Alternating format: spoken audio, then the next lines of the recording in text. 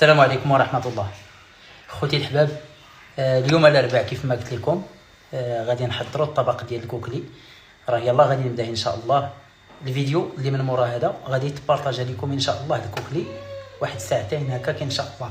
دابا راه وجدت المسائل اللي غادي نحتاجوها. عندنا هنا المشماش والكيوي كيف ما كتشوفوا، عسلتهم مصوبين هو هذاك، خصني غير نفينيهم. وجدت كذلك المعسله، تقريبا كيلو ديال القرعه الحمراء عسلتها وحصلت على هذا الشكل هذا. عندي كذلك البيض ديال السمان، عندي الشريحه حتى هي معسله، عندي الإجاص او بوعويد هذا مازال ما عسلته، المهم طايب بقى ليه غير يتعسل، اما طيب راه طيب. هادشي اللي كاين بالنسبه لطريقه التحضير ديال هذا الخير هذا، كيفاش كنعسلو وكيفاش كنحضر المعسله وكيفاش كنعسل الشريحه وكيفاش كنطيب هذا الإجاص ولا الخوخ باش يجي حلو. راه غادي نوريكم مازال الطريقه ان شاء الله، كل مره نوريكم فيديو في شكل. هنا كنتسنى خواتاتي يوصلوا ان شاء الله، حيت هاد العشاء ضروري يحضروا فيه خواتاتي ونفرحوا جميع. واللي عنده شي اخت يتهلا فيها، الاخت راه نعمه وكتبقى امانه عندك في الدار حتى النهار كيجي شي ولد الناس اللي يستاهلها وكيديها. واخا هاد خواتاتي اللي جايين راه تبارك الله عندهم الوليدات، ولكن دائما كنفتقدهم واخا ما ساكنينش بعاد علينا، راه قراب تقريبا واحد المسافه ديال 3 كيلومتر ولا جوج كنوصلوا عندهم وكيوصلوا عندنا، ولكن دائما كنحسوا بداك الفراغ ديالهم في الدار، واخا راه ما شاء الله سنين وهما مزوجات. هادشي اللي كاين، ونتمنى الطبق ديالي ينال الاعجاب ديالكم بالطريقه ديالي. راه وجدت الطبيله نمشي نوريها لكم. هانتوما يا الخوتها، وجدت الطبيله كلشي في بلاصتو. بقى لي دابا غير نطيب العشاء، حيدت كلشي باش يبقى لي غير العشاء وصافي ونتكلوا على الله. خوتي نسيت ما وريتكم اللوز، ها هو راه حمرته خليته في هذه السليله باش يبقى مقرمش. ونسيت ما وريتكم هذا الليمون، هانتوما حتى هو معسل راه خليته في باقي. المهم غادي نزيد واحد شويه ديال العسل ملي تقرب له بقيته.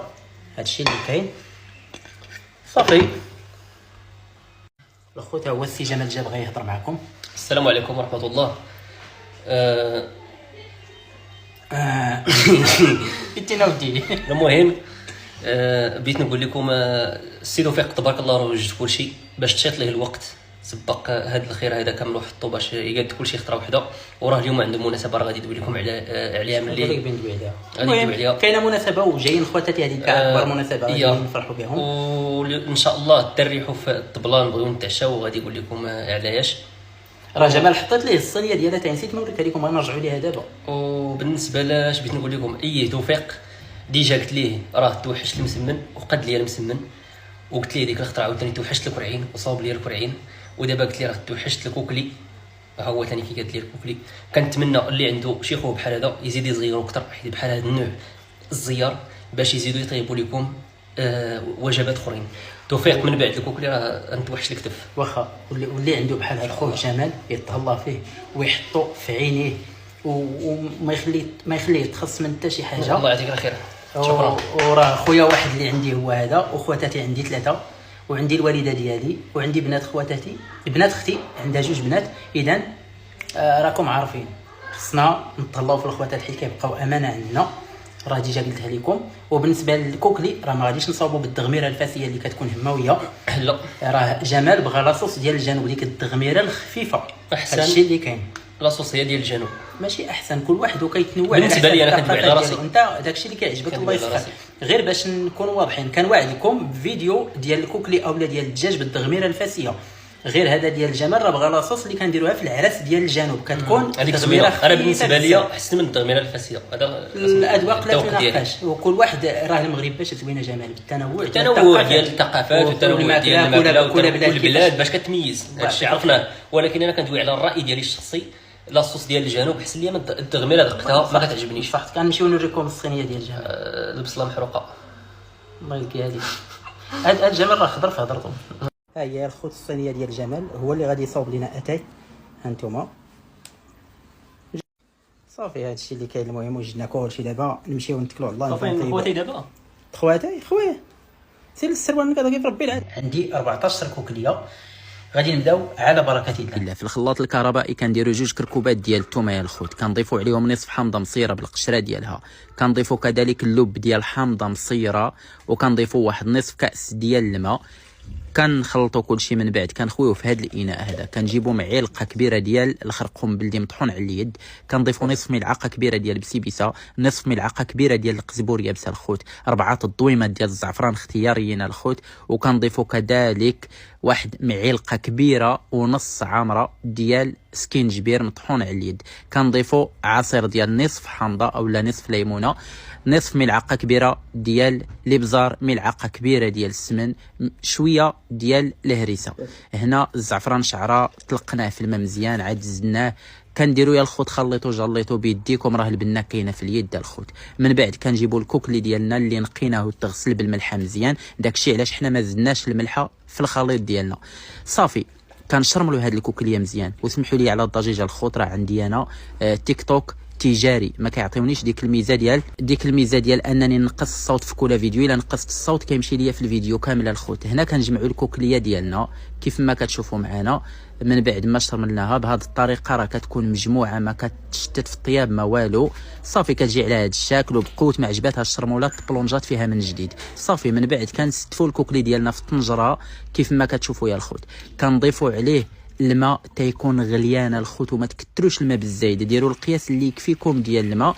من بعد كنزيدوا واحد العود ديال القرفه، وكنغطيو الطنجره ديالنا، كنغطيوها وكنديوها على نار تكون فايته متوسطه بشويه مده 40 دقيقه حتى 43 دقيقه. عاد كنطلعوا عليها. ملي تحطوا الطنجره طيب ما تعاودوش تحلوا عليها ولا تحركوا في الكوكلي، خليوه. ملي كتفوت 40 دقيقه كتلقاوه هكا الجلده ديالو كتبقى شاده بلاصتها وكيكون طايب على حقه وطريقه. كنحيدوا الكوكلي واحد مورا واحد، وكنمشيو كناخذوا واحد البصله حمراء متوسطه كنقطعوها على 8، كنضيفوها في هذا الخلاط وكنضيفوا عليها نص كاس ديال الماء وكنطحنوا كلشي. من بعد كنزيدوا الكانصات في الطنجره، كنزيدوا ديك البصله اللي طحنا، كنزيدوا واحد الكاس العنبه فيه الزيت المائده وزيت الزيتون مخلطين الخوت. كنحركوه هنا الطنجره ما كنغطيوهاش، كنحيدوا ليها الغلاقه وكنخليوها هكا. كنضيفوا عليها الكبده اللي سلقناها في الماء والحامض وكنحركوها حتى كنحصلوا على هاد التغميره. ما كنخليهاش انا تجي واقفه بزاف، ما كنخليهاش تجي جاريه بزاف. ومن بعد الكوكلي ديالي انا كنقليه في الزيت الخوت. نتوما الا بغيتو ديروه في الفران ديروه كما قالوا الشلوحه في بدار ربي ويا راحه ولا دابا الخوت وصلنا للحظه النهائيه. كيف ما كتعرفوا شي واحد ملي كيكون خدام في لاكويزين وفي لاباتيسري في نفس الوقت كيتلف ليه الالي مع الروتور وكيحضر بحال هاد الطبق اللي غادي تشوفوه دابا. تابعوا معايا. غادي نحطوا لي كوكلي ديالنا.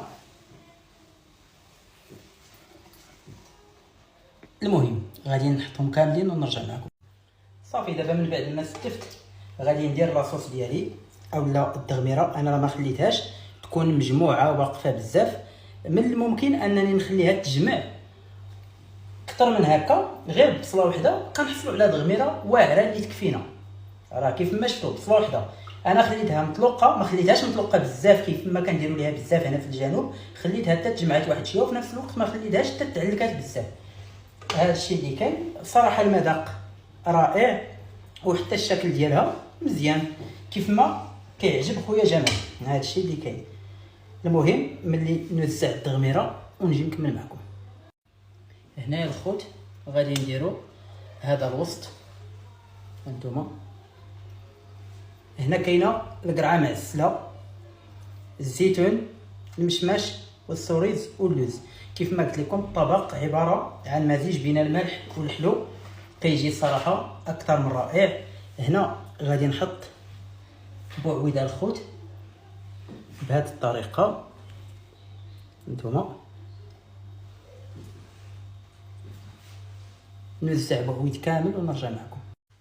هنا الخوت كنديروا السوريز، كنديروا واحده خضراء وحده حمراء وهنا حمراء هنا خضراء. المهم كنمشي نكمل كلشي ونرجع. هنا الخوت كنحطوا الكيوي والشريحه والكركاع، وهنا كنحطوا المشماش.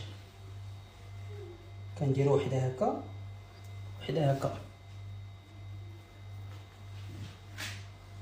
صافي نكمل ثاني الخدمه ديالي ونرجع معكم. هنا دابا الخوت كنزيدو في الحامض،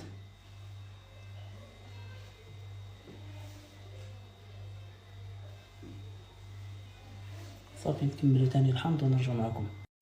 صافي الخوت هنا درت الليمون كيف ما كتشوفوا. دابا غادي نديرو واحد رشيشه ديال اللوز. هانتوما يا الخوت هذا هو الشكل النهائي ديال الطبق ديالنا. نتمنى يكون نال الاعجاب ديالكم. كيف ما قلت لكم اللي خدام في لاباتيسري ولا كويزين هذا كيتخلط ليه الالي مع الروتر وكيوجد بحال هذا الطبق هذا. ما شاء الله الصراحه المذاق رائع. اما بالنسبه للدريساج كل واحد على حساب داكشي اللي كيبغي. المهم هذا الخير هو هذا.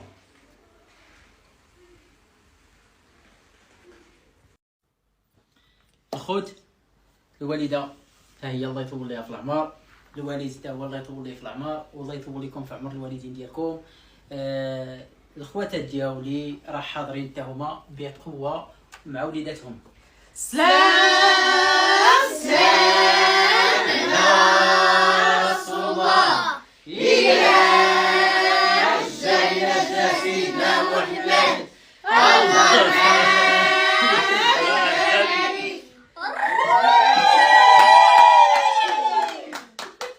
وشكرا لكم على المتابعه ديالكم وعلى التشجيع ديالكم وعلى الدعم ديالكم. ونتمنى هذا الطبق ينال الاعجاب ديالكم ناكلوه بالصحه والراحه وحتى نتوما الله ينفعكم باي حاجه كتحطوها قدامكم وتبداو تاكلوها ان شاء الله. تبارك الله عليكم. وتحياتنا لكم خوتنا الكعكعات والدجاجات. مرحبا بكم ناس السماره ناس العيون ناس الطاطا ناس الطاطا ما جاتش الصحراء طنطان ناس كلشي. مرحبا بكم.